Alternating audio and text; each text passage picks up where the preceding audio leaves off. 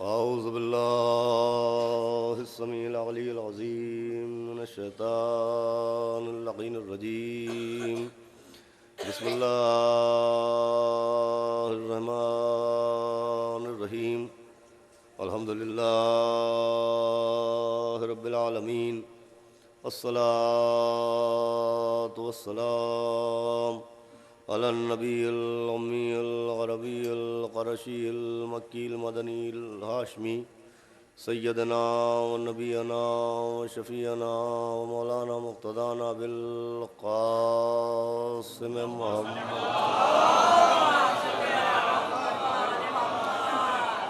व आलिहि तय्यबीन अत्ताहिरीन अल मासूमीन व लअनतुल्लाहि अला आदाइहिम अजमईन मिन यौमिना हाज़ा इला यौमिद्दीन। अम्मा बअदु फ़क़द क़ाल अल्लाहु सुब्हानहु तबारका व तआला फ़िल क़ुरानिल मजीद वल फ़ुरक़ानिल हमीद। बिस्मिल्लाहिर रहमानिर रहीम। क़ुल ला अस्अलुकुम अलैहि अजरन इल्लल मवद्दता फ़िल क़ुरबा।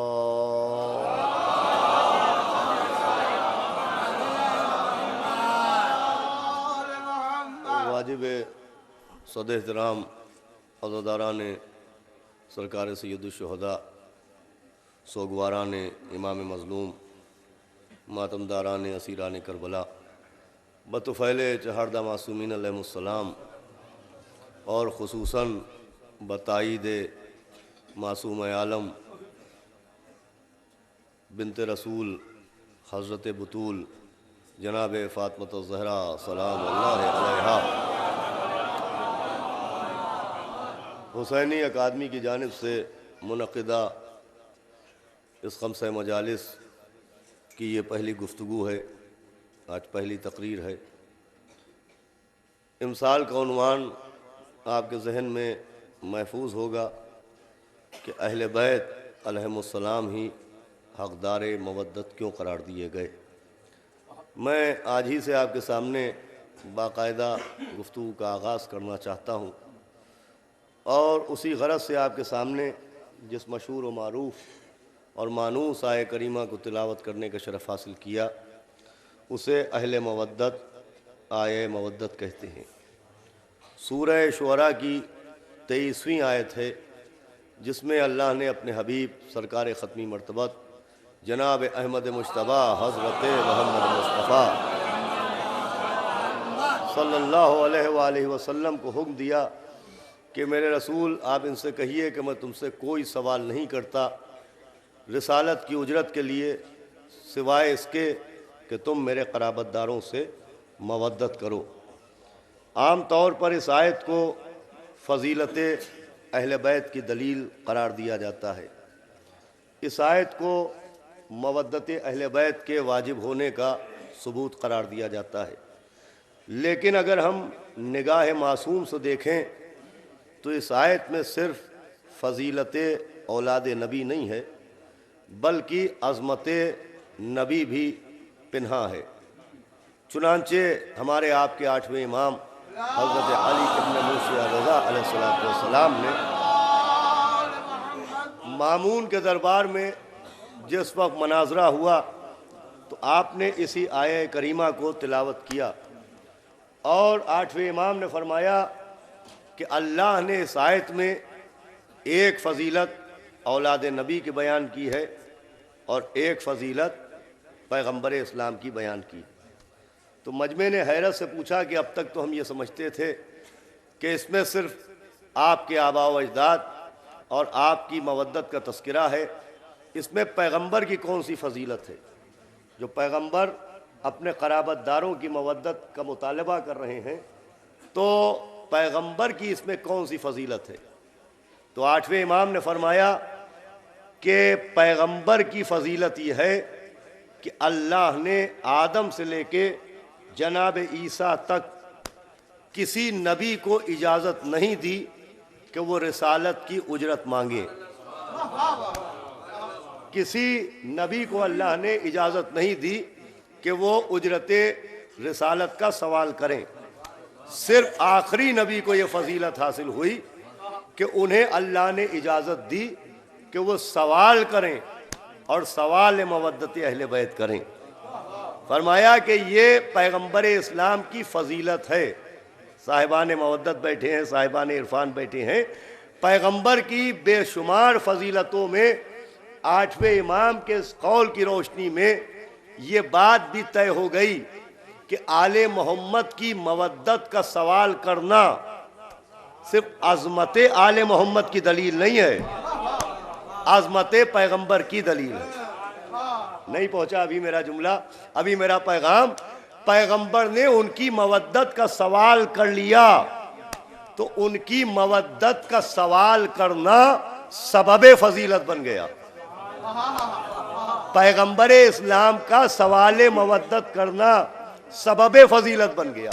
पैगंबर की फजीलत की तहरीर में एक इजाफा हुआ कि इन्होंने आले मोहम्मद की मवद्दत मांगी है।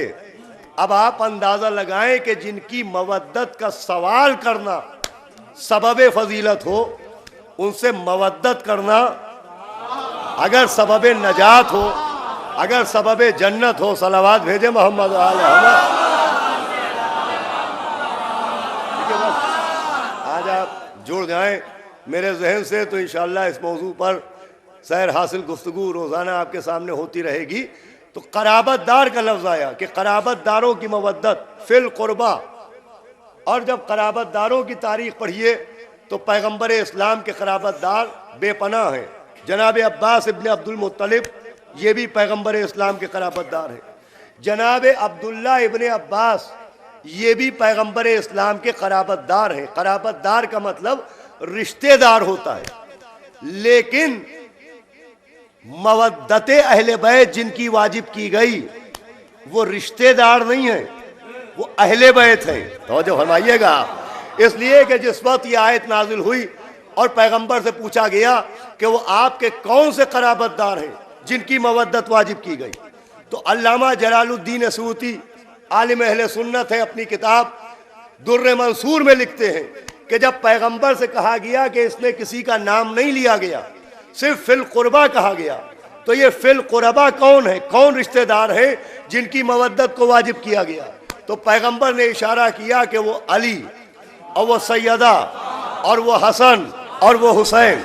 और जो फरमाइएगा, कराबतदारों से मुराद सिर्फ उनको लिया गया जिन्हें अहले बैत कहा गया।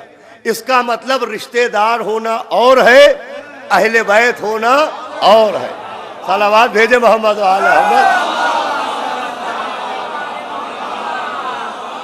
तो फरमाइएगा, मैं चाहता हूं किसी नतीजे तक पहुंचाऊं। हर रिश्तेदार अहले बैत नहीं होता। अब्बास इब्ने अब्दुल मुत्तलिब नबी के चचा हैं, वो रिश्तेदार हैं, अहले बैत नहीं है। अब्बास इब्ने अब्दुल मुत्तलिब चचा है, रिश्तेदार, अहले बैत नहीं है। अब्दुल्ला इब्ने अब्बास नबी के चचाजाद भाई हैं, वो रिश्तेदार हैं मगर अहले बैत नहीं है। इसका मतलब रिश्तेदार होना और है, अहले बैत होना और है। हर रिश्तेदार मवद्दत के काबिल नहीं होता। तो जब नबी का हर रिश्तेदार मवद्दत के काबिल नहीं है तो नबी का हर सहाबी हिदायत के काबिल। तवज्जो रखिएगा, एक नतीजे तक आपको पहुंचाना है, बहुत आहिस्ता आहिस्ता आपके जहन तक पहुंचना चाहता हूं। रिश्तेदार होना और है, अहले बैत होना और है। देखिए, जनाब आदम भी मट्टी से बने और आदमी भी मट्टी से बना, दोनों की खिलकत एक ही शय से हुई। कुरान जिक्र कर रहा है कि आदम भी मट्टी से बने हैं और आदमी भी मट्टी से बना है, लेकिन आदमी आदमी है, आदमी आदम नहीं हो सकता। सिर्फ इस वजह से है, इस वजह से कि वो मट्टी से बना है, वो आदम नहीं कहा जा सकता। क्यों? इसलिए कि आदम को अल्लाह ने बनाया है, बनवाया नहीं है। तो जो फरमाइएगा, मुश्किल सी गुफ्तगू है, एक सलावात का सहारा दे तो बात आगे बढ़ेगा।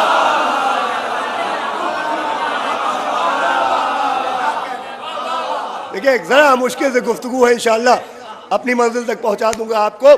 जनाब आदम को अल्लाह ने अपने हाथ से बनाया है, बनाया मट्टी से, बनवाया नहीं है। और आदमी की खिलकत के लिए, आदमी के वजूद के लिए माँ बाप को वसीला बनाया। दोनों एक मट्टी से बने, मगर मट्टी से बनने वाला आदम और है और मट्टी से बनने वाला आदमी और है। अब एक ही मट्टी की दो तरह की मखलूक हो गई, एक है आदम, एक है आदमी। अब यहाँ पर यह मसला भी साफ हो गया कि मट्टी ही से दो मखलूक बनी, मगर दोनों एक तरह की नहीं है। जैसे नूर से अहले बैत भी बने और नूर से फरिश्ते भी बने। कहाँ ले जाना चाह रहे हो आपको? मट्टी की मखलूक आदम भी है।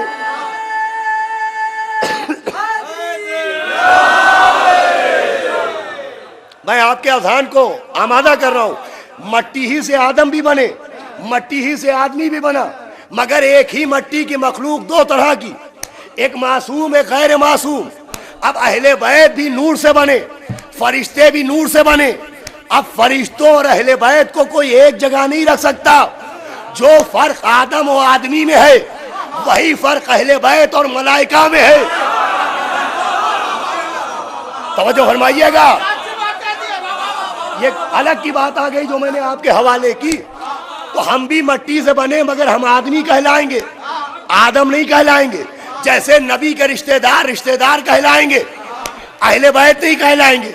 नू का मतलब है नौहा पढ़ने वाला, नौहा पढ़ने वाला। और ये लक़ब अल्लाह ने दिया का ये नू नौहा पढ़ने वाले।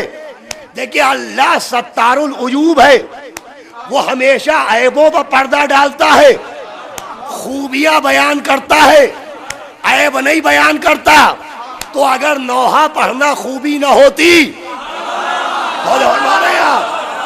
तो नू को नौहा पढ़ने वाला ना कहा जाता। नौहा हम भी पढ़ते हैं, मगर हम नौहा पढ़े तो नौहा खान कहलाएंगे, नू नहीं कहलाएंगे। उन्होंने नौहा पढ़ा वो नू कहे गए, हमने नौहा पढ़ा नौहा खान कहे गए। एक ही काम जो नू ने किया वही हम भी कर रहे हैं, मगर वही काम करने से हम नू नहीं होंगे। एक पैगाम ये भी मिला कि अगर मासूम की सीरत पर अमल कर भी लिया जाए तो अमल करने वाला मुत्तकी बन सकता है, मासूम नहीं बन सकता है। सलावत भेजे मोहम्मद वाले मोहम्मद।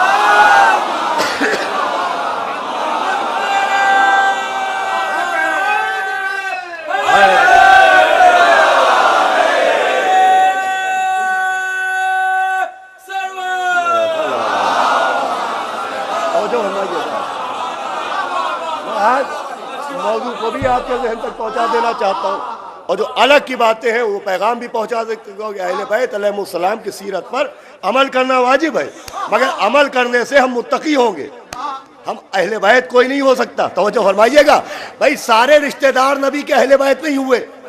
खुद उलमाए गैर शिया ने लिखा कि जब आए तथीर नाजिल हुई तो नबी ने चादर के अंदर पंजतन को लिया और कहा अल्लाहुम्मा हौलाई अहले बैती। पहले वाले ये अहले बैत नहीं। देखिए अगर अल्लाहुम्मा अहले बैती हौलाई कहते तो इसका मतलब होता कि ये है मेरे अहले बैत, लेकिन नबी ने ये नहीं कहा कि अल्लाहुम्मा अहलो बैत हौलाई, कहा अल्लाहुम्मा हौलाई अहलो बैती। दोनों में फर्क है।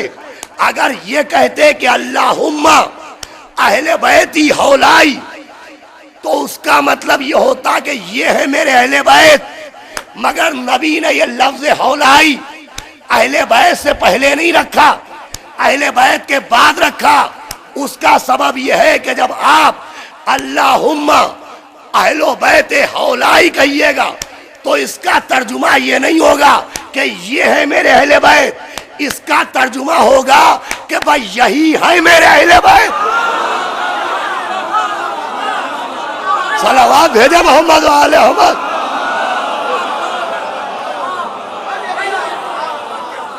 देखिए ये अहले बैत होना और है, और यही अहले बैत होना फरमाने। जनाबे उम्मे सलमा कहती है मैं आगे बढ़ी, क्या मैं भी अहले बैत हूं? क्या तुम ज़ौजा हो? अहले बैत नहीं, इसका मतलब रिश्तेदार होना और है, अहले बैत होना और है, ज़ौजा होना और है, अहले बैत होना और है। अब्बास इब्ने अब्दुल मुत्तलिब का नबी से खून का रिश्ता, मगर अहले बैत नहीं हुए। अब्दुल्ला इब्ने अब्बास का नबी से खून का रिश्ता, मगर अहले बैत नहीं हुए। ज़ौजा से खून का रिश्ता नहीं होता, बोल का रिश्ता होता है। अरे तो जब खून का रिश्ता शामिल अहले बैत ना हुआ तो बोल का रिश्ता।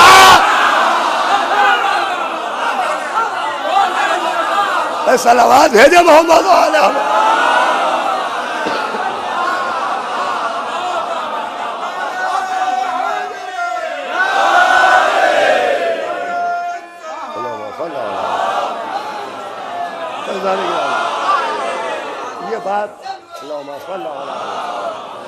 ये बात पहुंच गई कि रिश्तेदार होना और है, अहले बैत होना और है। तो जब रिश्तेदार होना और है, अहले बैत होना और है, तो अहले बैत की जो मवद्दत वाजिब हुई है वो रिश्तेदार होने की वजह से नहीं हुई है।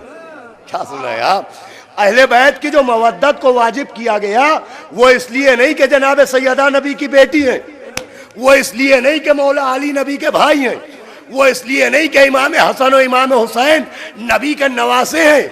ये रिश्तों की वजह से मोहतरम नहीं है, रिश्ते इनकी वजह से मोहतरम है। अब मुलादा हो जाए, ये रिश्तों की वजह से अहले बैत नहीं है कि नबी के भाई इसलिए इनकी मवद्दत वाजिब, नबी की बेटी इसलिए इनकी मवद्दत वाजिब, नबी के नवासे इसलिए इनकी मवद्दत वाजिब। देखिए ये कानून इलाही के खिलाफ है। अल्लाह ने जनाब आदम का पैकर बनाया और कहा जब मैं रूह डालूं तो तुम सब के सब सजदा कर लेना। तो ताज़ीम आदम का सबब क्या था? तमीज़ की मंजिल गुजर गई। देखिए रिश्ते हैं आदम से, आदम अबुल बशर भी है, इंसानों के बाप, आदम अंबिया के जद भी है, हव्वा के शौहर भी है। मगर जो आदम का सजदा वाजिब हुआ वो अबुल बशर होने की वजह से नहीं हुआ।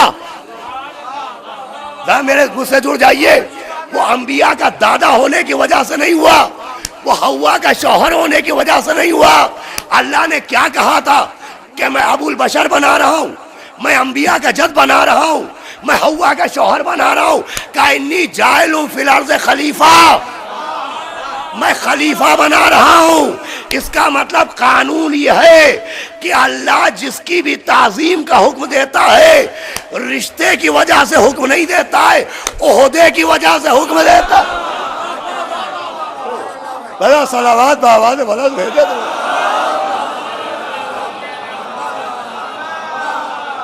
जनाब आदम का जो सजदा था, जनाब आदम के लिए जो हुक्म सजदा हुआ वो अबुल बशर होने की वजह से, आदमियों का बाप होने की वजह से, हव्वा का शौहर होने की वजह से, का अल्लाह का खलीफा होने की वजह से।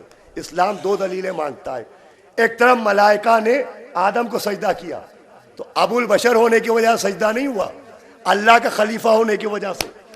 दूसरी दलील जनाब याकूब और याकूब की ज़ौजा और याकूब के 11 बेटों ने जनाब यूसुफ को सजदा किया। कुरान में मौजूद है कि याकूब और याकूब की ज़ौजा सजदे में गिर गई। तो किस वजह से गिरी? बेटा होने की वजह से? का बेटा होने की वजह से नहीं, अल्लाह का नबी होने की वजह से। ये दो गवाहियां इस बात की दलील है कि अल्लाह जब भी किसी का एहतराम कराता है तो रिश्ते की वजह से नहीं। तो जो फरमाइएगा आप, ओहदे की वजह से जो आदम का एहतराम हुआ वो अबुल बशर होने की वजह से नहीं, अल्लाह का खलीफा होने की वजह से।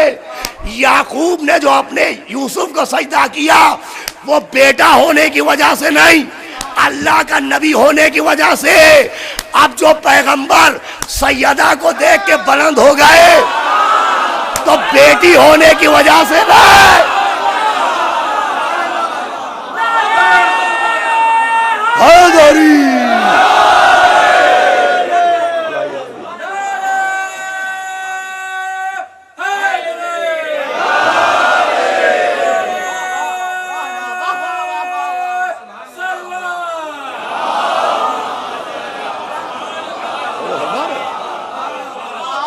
सिर्फ रिश्ते की वजह से नहीं है, कोई ओहदा है उसके पीछे, कोई रीजन है उसके पीछे। और रीजान गिरामी मैंने अर्ज किया, ये रिश्तेदार होने की वजह से हकदार मवद्दत नहीं है, सबब कुछ और है। इसलिए कि रिश्ते बने बाद में, अहले बैत खल्क हुए पहले। सबसे पहला दुनिया का कौन सा रिश्ता? तो पहला रिश्ता न बाप बेटे का रिश्ता, न भाई भाई का रिश्ता, सबसे पहला रिश्ता है मियाँ और बीवी का रिश्ता। जनाबे आदम बने दुनिया के पहले शौहर, और जनाबे हव्वा बनी दुनिया की पहली ज़ौजा। तो दुनिया का पहला रिश्ता जो वजूद में आया वो है शौहर और ज़ौजा का रिश्ता। सबसे पहले रिश्तेदार आदम और हव्वा बने। तो अब अगर अहले बैत का वजूद आदम के बाद हो, अरे क्या सुने अज़ान गिरामी यार, तब तो ये रिश्तों की वजह से। लेकिन अगर इन पर दुरूद आदम से पहले हो,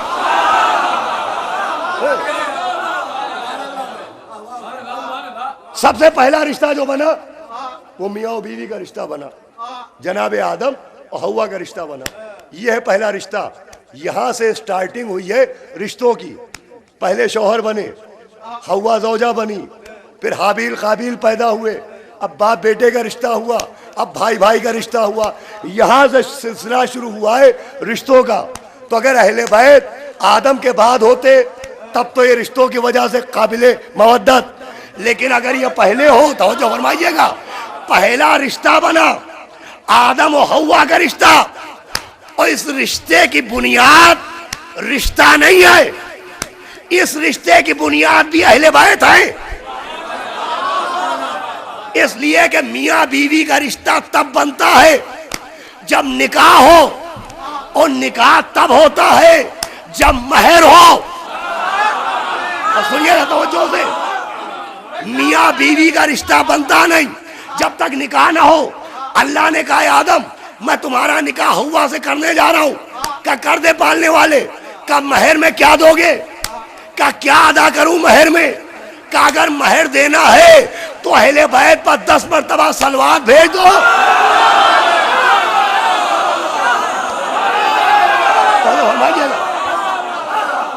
का अगर महर अदा करना है तो 10 मरतबा इन पर सलवात भेज दो। तो ये जो पहला रिश्ता बना ये अहले बैत पर दुरूद से बना। इसका मतलब अहले बैत रिश्तों की वजह से नहीं है, जितने जायज रिश्ते हैं अहले बैत की वजह से।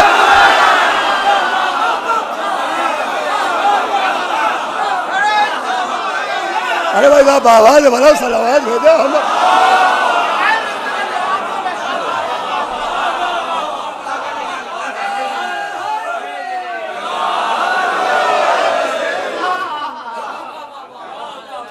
मेहर के बगैर निकाह नहीं होता।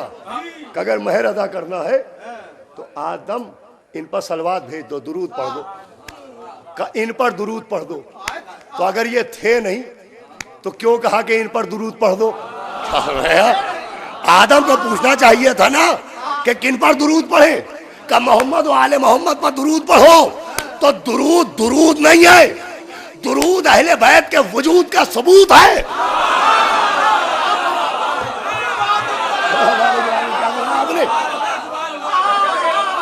दुरूद अहले बैत पर वजूद का सबूत है।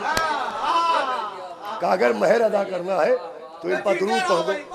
देखिए महर के बगैर निकाह जायज नहीं होता, और निकाह के बगैर औलाद जायज नहीं होती। महर के बगैर निकाह जायज नहीं होता, निकाह के बगैर औलाद जायज नहीं होती। हम इतनी सलवात क्यों पढ़ते हैं? सलवात पढ़ना शिया होने की दलील नहीं है, हलाल ज्यादा होने की।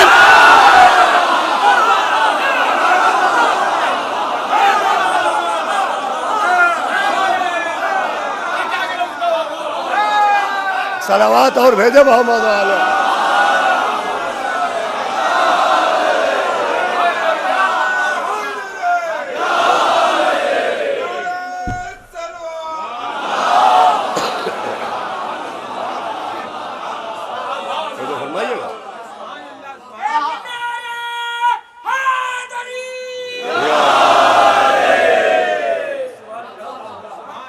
रिश्ता रिश्ता बुनियाद नहीं है कि रिश्ते की वजह से ये हकदार मवद्दत हुए, वरना रिश्तेदारी अब्बास इब्ने अब्दुल मुत्तलिब से भी थी, रिश्तेदारी अब्दुल्ला इब्ने अब्बास से भी थी, न जाने कितने रिश्तेदार थे। जनाब हमजा रिश्तेदार थे, मगर वो काबिल मोहब्बत हैं, काबिल मवद्दत नहीं है। क्या सुनाया? मोहब्बत आम है, मवद्दत खास है। जैसे हकदार सलाम होना और है, अलैहि सलाम होना है। सलावत भेजे मोहम्मद मैं आपके जहन को बना रहा हूं। तो शौहर और ज़ौजा का रिश्ता निकाह से बनता है। अगर निकाह ना हो तो शौहर और ज़ौजा का रिश्ता नहीं बन सकता। तो इस रिश्ते की बुनियाद भी अहले बैत। अब एक रिश्ता होता है बंदे से बंदे का रिश्ता, ज़ौजा का शौहर से रिश्ता, बेटे का बाप से रिश्ता, भाई का भाई से रिश्ता, भाई का बहन से रिश्ता। एक रिश्ता ये होता है। एक रिश्ता है बंदे से अल्लाह का रिश्ता। तो जो सुनिएगा भाई, बंदे से बंदे का रिश्ता, मियाँ का बीवी से रिश्ता शरीयत में बन ही नहीं सकता जब तक अहले बैत पर सलवात न पढ़ी जाए, निकाह जायज ही नहीं होता। और एक रिश्ता है बंदे का अल्लाह से रिश्ता। वो रिश्ता क्या है? तो बंदे से बंदे के रिश्ते का नाम है निकाह, और बंदे से अल्लाह के रिश्ते का नाम है नमाज। तो जो सुनिएगा भाई, बंदे से बंदे के रिश्ते का नाम है निकाह, और बंदे से अल्लाह के रिश्ते का नाम है नमाज। नमाज अब्द को माबूद से मिलाती है। तो जो फरमाइएगा, नमाज अब्द को माबूद से मिलाती है।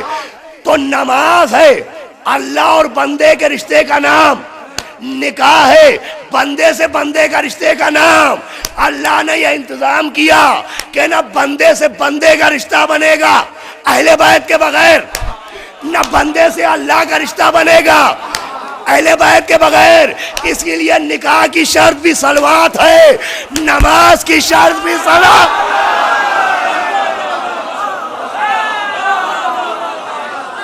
सलावत भेजे तो मोहम्मद आलम।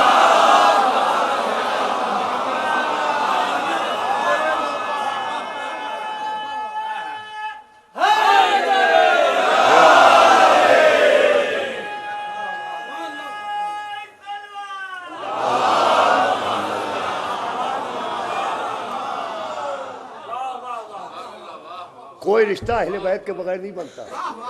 ये रिश्ते के मोहताज नहीं है, रिश्ते इनके मोहताज हैं। ये सिर्फ शियों में नहीं है कि नमाज में अहले बैत पर दुरूद पढ़ना वाजिब है। इमाम शाफई तक ने कहा कि जब तक तुम पर दुरूद न पढ़ा जाए, नमाज नमाज ही नहीं रहती, नमाज नमाज रही नहीं जाती। नमाज में क्या पढ़ा जाता है? खतीबों के नुक्ते पढ़े जाते हैं, शायरों के शेर पढ़े जाते हैं, कसीदे खाने के कसीदे पढ़े जाते हैं। का नमाज में पढ़ा जाता है सूरह हम, यह है कुरान। नमाज में पढ़ा जाता है इन्ना अतैना, यह है कुरान। तो नमाज में कसीदे नहीं पढ़े जाते, नमाज में मनकबतें नहीं पढ़ी जाती, नमाज में नुक्ते नहीं पढ़े जाते, नमाज में पढ़ा जाता है कुरान। और अगर अहले बैत पर सलवात न हो तो नमाज नमाज नहीं का मतलब है कुरान पढ़ना काम ना आए। क्या सुना है आप? अब इस अक्ल को क्या कीजिए? अरे जिन पर सलवात के बगैर कुरान पढ़ना काम नहीं आता, उनकी विलायत के ऐलान के बगैर अजान कहना काम आ जाएगा।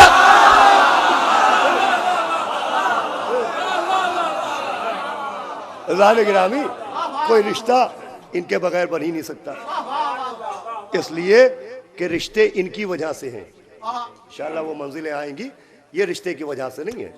जनाब आदम है अबुल बशर, अबुल बशर का मतलब है बशर का बाप।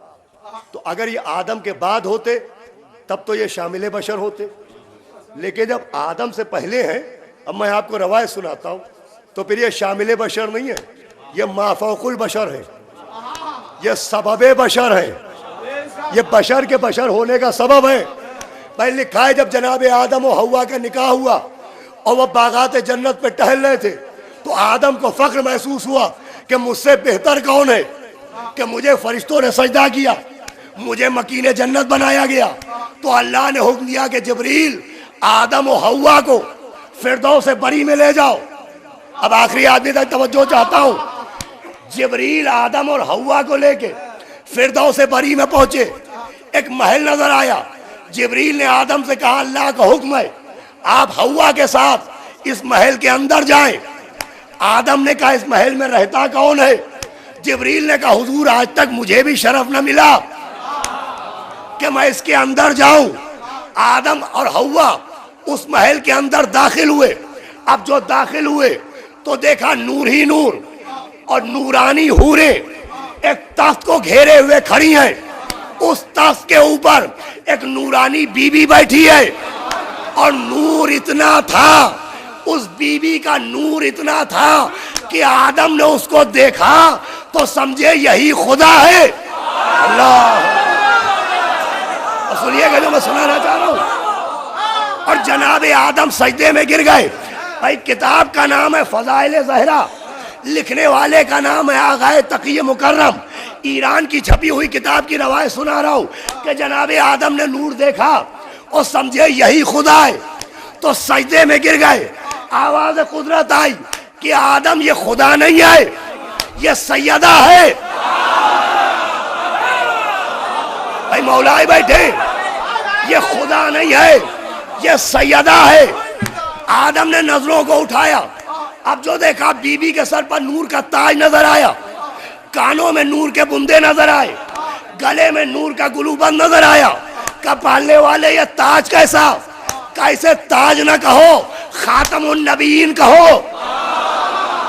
अरे कैसे सुन रहे हैं आप? का ये गले का हार कैसा?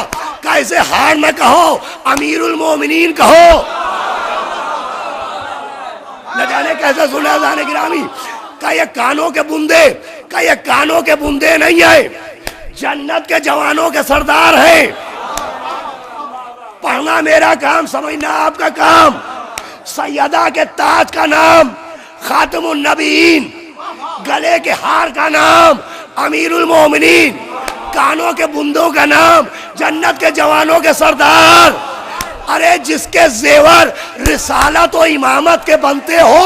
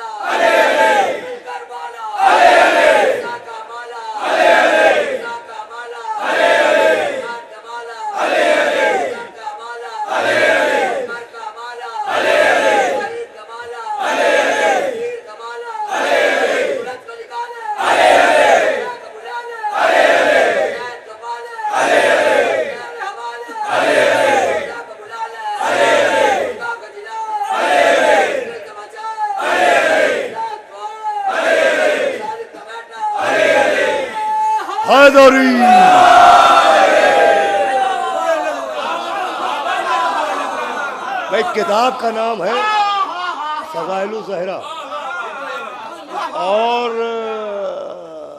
लिखने वाले का नाम है आगाए तकी मुकर्रम। बहुत बड़े आलिम हैं ईरान के। उन्होंने लिखा कि जनाब सैयदा को देखा तो खुदा समझे। आदम ने बीबी सैयदा को देखा तो खुदा समझे। इसका मतलब इनको खुदा समझना ऐब नहीं है, ये खुद इनके नूर का हुनर है। क्या सुनाया आप? अरे नुसैरी क्या बेचता है? क्या सुनाया? आदम सजदे में गिर गए खुदा समझ के। आदम सजदे में गिर गए खुदा समझ के। मगर ये बात समझ में नहीं आई कि आदम सजदे में गिरे खुदा समझ के, वो अल्लाह ने समझा के छोड़ दिया। जन्नत का लिबास वापस नहीं लिया, जन्नत का मकान वापस नहीं लिया, जमीन पर भी नहीं भेजा। खुदा समझा, अल्लाह ने समझा के छोड़ दिया। लेकिन अहले बैत के पेड़ का एक फल खा लिया, यही आदम, तो कहा लिबास जन्नत लौटाओ, मकान जन्नत लौटाओ। पालने वाले दोहरी दोहरी बातें। अरे खुदा समझा गया और तूने छोड़ दिया। और इनके शजर का एक जरा सा फल खा लिया, जन्नत से निकाल दिया। का यही तो समझाना है कि जो इन्हें खुदा समझेगा उसे मौका दिया जाएगा, मगर जो इनका हक खाएगा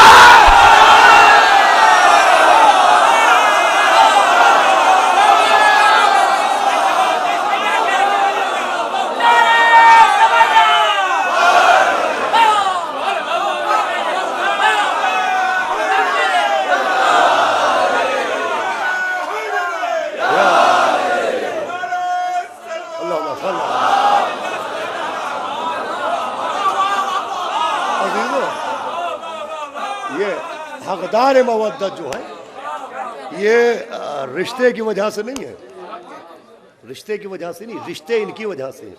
रिश्ते बाद में बने हैं, रिश्ते बाद में बने हैं। रिश्ता फारसी का लफ्ज है और रिश्ता बना है सरिश्तन से। सरिश्तन कहते हैं गुंधा हुआ। वो आदम है जिनकी मिट्टी गूंधी गई, ये वो है जिनके हाथों से गूंधा गया। सलावत भेजे मोहम्मद आले अहमद।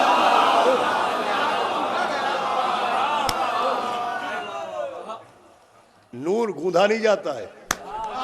इंशाअल्लाह ये तशरीहात बाद में आएंगी। मैं अर्ज कर रहा था कि आदम से पहले हैं ये रिश्ते की वजह से नहीं है, रिश्ते इनकी वजह से। और रिश्तेदार होना और है, अहले बैत होना और है। रिश्तेदार रिश्तेदार है, शामिल अहले बैत नहीं हो सकता। भाई सूरह दहर जनाब सैयदा की रोटियों पर नाजिल हुआ और सूरह दहर में अल्लाह ने जन्नत की बहुत सी नेमतों का जिक्र किया। अगर आप मुतवज्जे हैं तो ये बात भी सुनते चलिए आज के लिए कि जन्नत की बहुत सी नेमतों का जिक्र किया, जन्नत के बर्तनों का जिक्र किया, जन्नत के कंगनों का जिक्र किया। और मासूम फरमाते हैं कि यह अजब इंतजाम है कि अल्लाह ने जन्नत के बर्तनों का जिक्र किया, उन्हें भी चांदी का बताया। जन्नत के कंगनों का जिक्र किया, उन्हें भी चांदी का बताया। सोने का जिक्र नहीं आया, इसलिए कि सोने को अरबी में ज़हब कहते हैं, चांदी को अरबी में फिज़्ज़ा कहते हैं। क्या सुना जाने गिरामी? सूरह दहर में 3 मरतबा लफ्ज़ फिज़्ज़ा आया, चूंकि 3 दिन फिज़्ज़ा की रोटी शरीक रही, लिहाजा 3 बार सूरह दहर में लफ्ज़ फिज़्ज़ा आया। फिज़्ज़ा कहते हैं चांदी को। जन्नत के जितने बर्तनों का जिक्र हुआ, कंगनों का जिक्र हुआ, कानों के बुंदों का जिक्र हुआ, सब चांदी के लफ्ज़ फिज़्ज़ा इस्तेमाल हुआ है।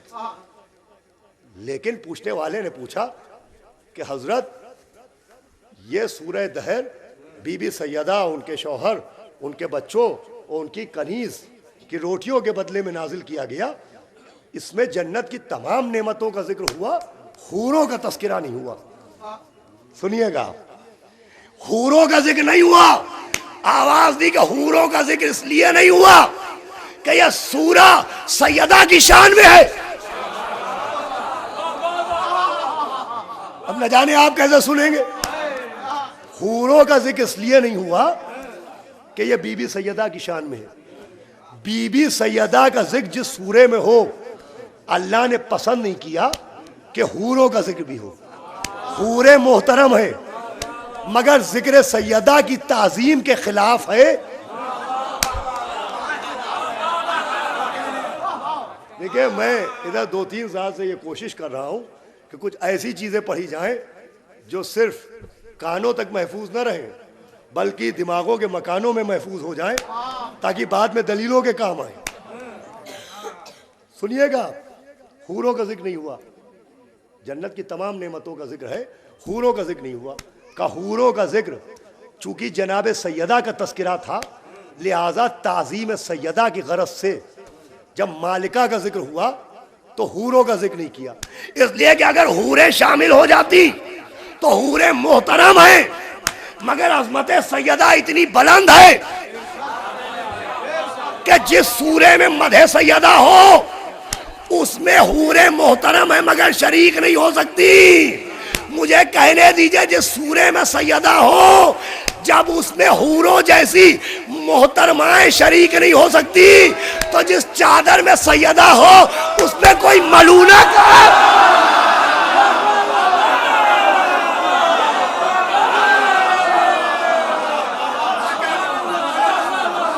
सलावत भेजा हम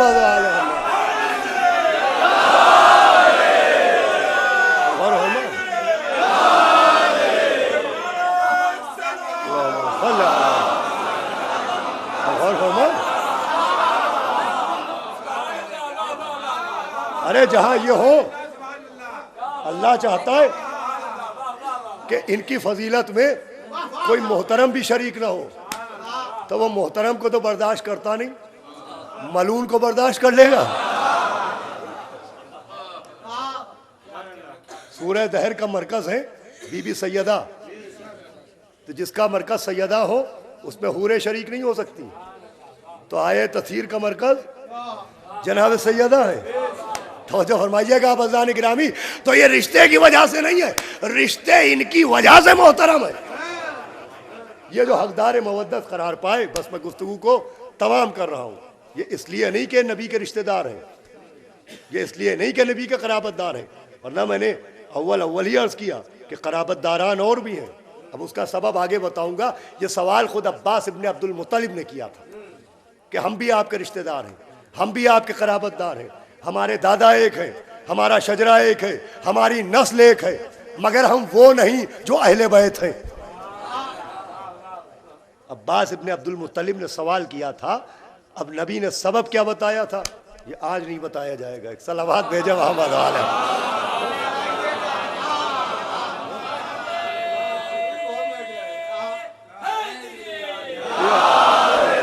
आपका शुक्रिया।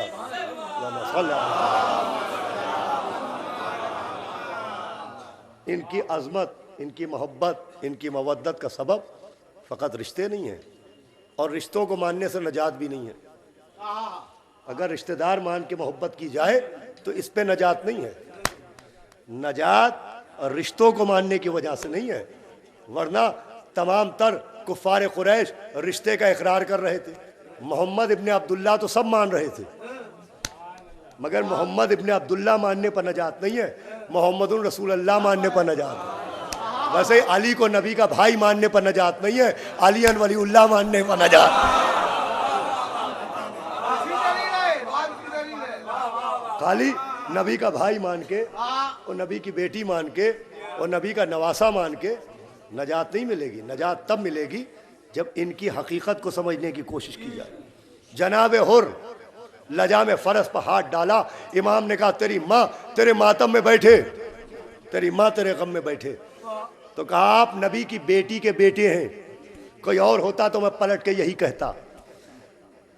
तो नवासा मान रहे थे हुर, मगर नबी का नवासा मानने पर हुर अलैहिस्सलाम नहीं हुए, इमाम बरहक मानने पर अलैहिस्सलाम हुए। रिश्ता मानने पर नजात नहीं है, ओहदा मानने पर नजात है। मौला आपको अच्छा रखे, सलामत रखे कि आज पहली ही मजलिस में इतनी बड़ी तादाद में आप तशरीफ़ लाए। और मैं बड़ी दूर से सफ़र करके आज भी आने में ताख़ीर हुई, मुझे मजलिस में ताख़ीर नहीं हुई, वो अलग बात है कि आपके सामने लंदन से अभी 6:30 बजे घर पर हाज़िर हुआ, तो फ़ौरन एक मजलिस नूरबाड़ी में पढ़ी और आपके सामने हाज़िर खिदमत हूँ। इसलिए कि ये ज़माना गम के ख़त्म होने का ज़माना नहीं है, गम के और बढ़ने का ज़माना है। 10 मुहर्रम ख़ात्मे मसाइब का दिन नहीं है, 10 मुहर्रम ख़ात्मे गम का दिन नहीं है, 10 मुहर्रम तो आगाज़ गम का दिन है। 10 मुहर्रम के बाद आम तौर पर अब वो असबाब क्या हैं वो बात अलग है, सोग बढ़ाने की कोशिशें होती हैं, शाम गरीबा तक आदमी पाबा रहना रहता है, 11 मुहर्रम से पैरों में नालैन आ जाती है, लेकिन सैयद सज्जाद जो 10 मुहर्रम को पावा रहना हुए तो मदीने तक आपके पाए अक़दस में नाले नाले न पाए। सैदानिया जो 10 मुहर्रम को बेरिदा हुई, ये तो मसाइब के आगाज का ज़माना है। इसलिए कि 11 मुहर्रम सैयद सज्जाद ज़मीन पर गिरे, आवाज़ दी मेरे लाल, तुम्हारा चेहरा बता रहा है कि तुम्हारी रूह तुम्हारे बदन से परवास करने वाली है। आवाज़ दी कि फूफी अम्मा जो हमने देखा वो आपने देखा। कहा मेरे लाल क्या देखा आपने? कहा आपने अपने नजिस जनाजों को जालिम दफन कर चुके हैं, मेरे बाबा का लाशा बेगोरो कफन पड़ा हुआ। बहुत सख्त ज़माना है। मौला अच्छा रखे आपको। इतनी बड़ी तादाद में माशाअल्लाह यह माँ बहनें और यह मजमा आया हुआ है। मैं एक बात अर्ज़ करता चलूँ, एक वाक़या सुनाता चलूँ ताकि आपकी मवद्दत और आपके यकीन में और इजाफ़ा हो। कि देखिए, अगर 10 मुहर्रम तक आपने मुसलसल इतनी मजलिसें सुनी, खूब फ़ज़ाइल सुने, मौला हुसैन के नाम पर खूब आंसू बहाए, लेकिन उसके बाद भी आप इस खमसे में और बाकी जगह भी इतनी कसरत से जाते हैं, तो अगर आप अपने मौला को इतना चाहते हैं तो आपको मैं एक वाक़या सुना दूं कि आपका मौला आपको कितना चाहता है। हैदराबाद के एक मर्द मोमिन आज से 60-70 बरस पहले हर साल करबला जाते थे ये सोच के कि काश मुझे वहीं पे मौत आ जाए और मेरा वहीं पर इंतकाल हो जाए। ये तमन्ना लेके जाते थे, लेकिन फिर जिंदा वापस आ जाते थे। तो एक बार उन्होंने सोचा कि अब की से मैं वापस आऊँगा ही नहीं, और वो गए। और जिस दिन काफ़िला वापस आने वाला था, उन्होंने काफ़िला सालार से जुदाई इख्तियार की और छुप गए। अहले काफ़िला ने ढूंढा, काफ़िला वापस चला गया, ये करबला में रहने लगे। और 17 साल इन्होंने करबला मोहल्ला में गुजार दिए। 17 बरस के बाद एक शब जुमा ये मौला हुसैन के हरम में थे, तो किसी ने पीछे से पीठ पर हाथ रखा तो देखा एक बुज़ुर्ग खड़े हैं। वो कहा तुम हिंदुस्तान के मुसाफिर हो, मेरा एक काम कर दो और ये नजराना रख लो। मुसाफिर थे, पैसे की भी ज़रूरत थी। ये खुश हो गए और इन्होंने हाथ जोड़े का क्या काम है? कि ये जो रोज़े के पीछे कब्रिस्तान है, आज शब जुमा है, इसमें जाके बैठ जाओ और रात भर जागते रहना, और जो देखना वो कल आके मुझे बताना। लीजिए, ये मर्द मोमिन करबला मोहल्ला के कब्रिस्तान में रात भर बैठने की नीयत से गए, लेकिन थकान थी, सो गए और कुछ देख ना पाए। दूसरे दिन उन बुजुर्ग से मुलाकात हुई और कहा मैं माजरत चाहता हूँ, मैं कुछ देख ना पाया। उन्होंने और नजराना दिया कि अगली शब जुमा देखना। ये फिर सो गए। कई शब जुमा ये उस कब्रिस्तान में जाते हैं ये सोच के कि मैं देखूंगा क्या दिखाई देता है, लेकिन ये सो गए। फिर उन्होंने तय किया कि न जाने कौन बुजुर्ग है जो पैसे से मेरी मदद कर रहे हैं। एक छोटा सा काम मेरे हवाले किया, वो भी मैं नहीं कर पा रहा हूँ। इन्होंने तय किया कि अब की शब जुमा मुझे देखना है कि यहाँ होता क्या है। लीजिए, एक शब जुमा इन्होंने तहैया किया और रात भर जागे। जब आधी से ज़्यादा रात गुजर गई तो इन्होंने देखा कि कोने में एक रोशनी नमूदार हुई। वो देखा ऊँट चले आ रहे हैं और ऊँटों के पीठ पर जनाजे लदे हुए हैं। अल्लाह अकबर। इंशाअल्लाह जब याद कीजिएगा रोइएगा। और फिर वो जनाजे उतारे जाते हैं, कब्रों में रखे जा रहे हैं। जनाजे उतारे जा रहे हैं, कब्रों में रखे जा रहे हैं। रात भर ये देखते रहे। दूसरे दिन हरम में आए, उन बुजुर्ग से मुलाकात हुई और कहा हुजूर मैंने आपका हुक्म पूरा किया। कहा तूने क्या देखा? कहा मैंने देखा रात भर जनाजे आते रहे और कब्रों में जनाजे उतारे गए। अब उन्होंने कहा तुझे मालूम है वो जनाजे किनके थे? वो किन लोगों के जनाजे थे? कहा ये तो मुझे नहीं पता।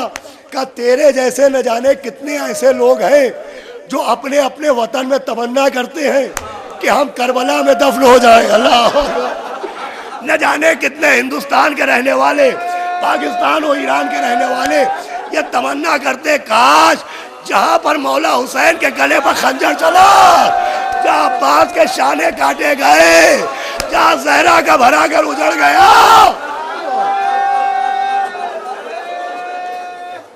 वहां पर हम भी दफन हो जाए।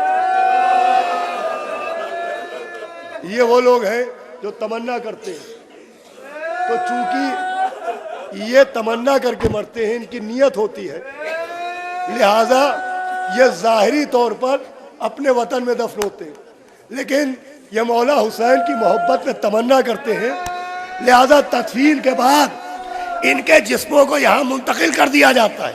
ये कहने के बाद उन्होंने कुछ नजराना निकाला, कहा मैं तुझसे कहता हूँ तू भी अपना वतन चला जा, इंशाअल्लाह तुझे भी यहीं पर दफन होना है। इस मर्द मोमिन ने हाथ जोड़े, कहा आपने जो कहा वो मैंने कर दिया। मैं 17 बरस से हूँ, मुझसे किसी ने नहीं कहा कि अपने वतन चले जाओ।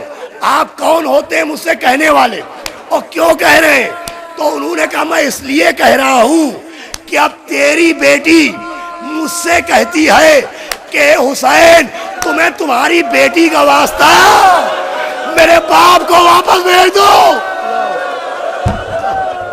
अल्लाह अल्लाह, अब तुम्हारी बेटी मुझे मेरी बेटी के वास्ते देती। मैंने इसलिए पढ़ा कि खाली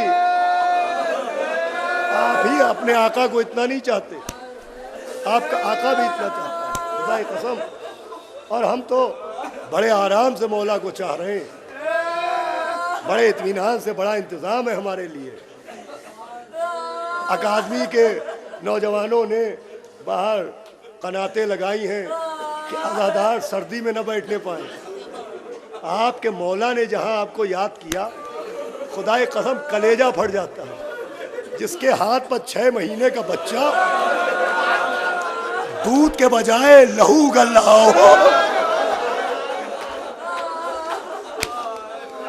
और तीर ऐसा लगा हो, तीर ऐसा लगा हो कि मासूम ने जब जनाब अली असगर की शहादत का जिक्र किया तो कहा सलाम उस पर जो दाहिने कान से बाएं कान तक ज़िबा हो गया।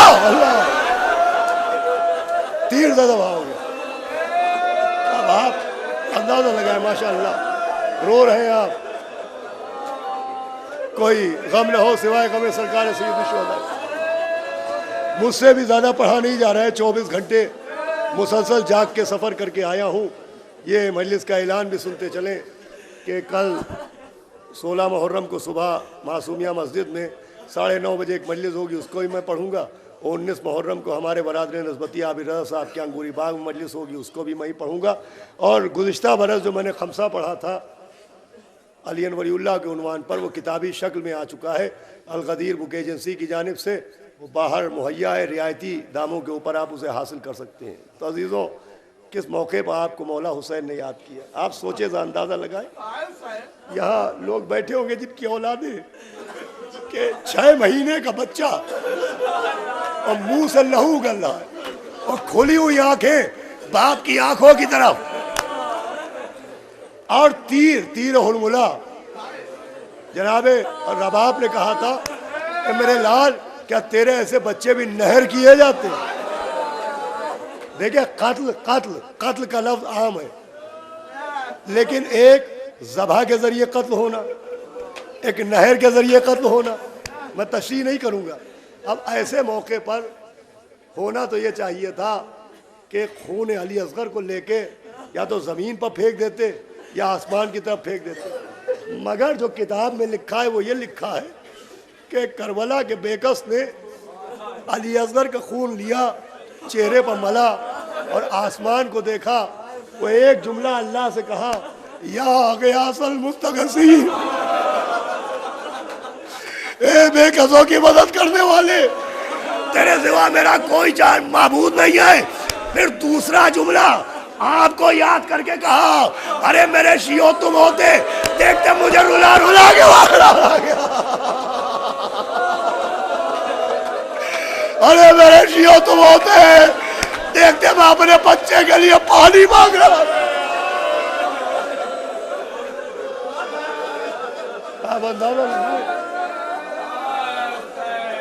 ऐसा मौका, कैसे कैसे मौकों पर याद किया है, खुदा की कसम। आप इतनी देर से बैठे हैं, ये माँ बहनें बैठी हैं, तो ये कोई हैरत की बात नहीं है, हम बड़े आराम से बैठे हैं, बहुत आराम से बैठे। इमाम ने अली असगर का लाशा, वो अली असगर देखिए, करबला में 12 मुहर्रम को सैयद सज्जाद ने मोजिज़े से आके शुहदा को दफन किया है। सारे शहीद एक बार दफन हुए, अली असगर वो है जो 2 बार दफन हुआ। क्या सुना दारो? अली असगर वो है जो 2 बार दफन हुआ है। एक बार हुसैन मजलूम ने दफन किया और शहादत हुसैन के बाद लंबे लंबे नेज़े ज़मीन में मारे गए। अब जो नेज़ा निकला छोटा सा अली असगर का लाश,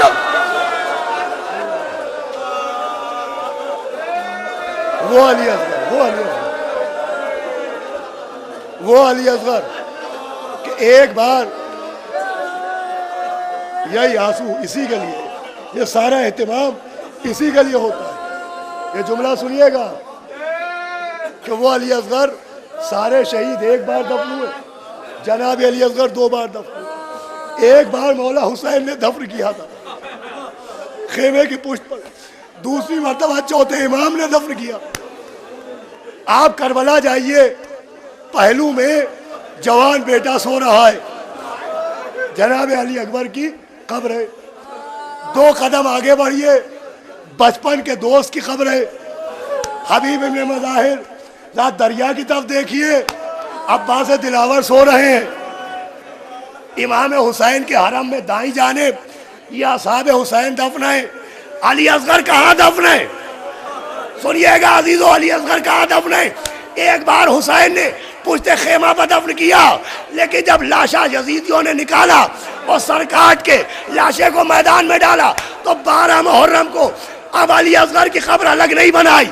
सैयद सज्जाद ने मौला हुसैन को कब्र में लिटाया, अली असगर को उठाया, बाप के सीने पर रख दिया। बच्चा बाप के सामने,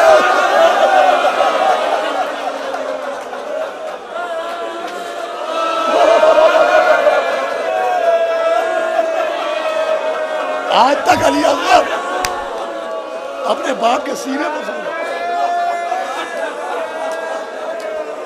जनाब अली असगर अभी तक बाप के सीने पर सो रहा, सीने पर सुला दिया अली असगर कि लो बाबा, तुम्हारी अमानत तुम्हारे हवाले है। उसके लाशे को देख के आपको याद किया।